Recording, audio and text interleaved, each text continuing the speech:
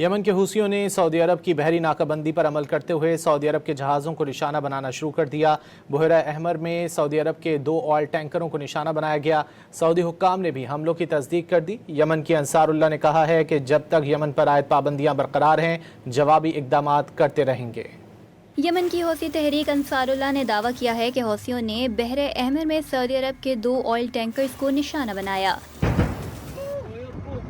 کارروائی اس بحری ناکہ بندی کی خلاف ورزی کے بعد کی گئی جو حوثیوں نے حالیہ دنوں میں عائد کرنے کا اعلان کیا تھا۔ انصار اللہ کے مطابق متعلقہ آئل ٹینکرز نے ہدایات اور بحری پابندیوں کو نظر انداز کیا تھا، جس کے بعد انہیں ہدف بنایا گیا۔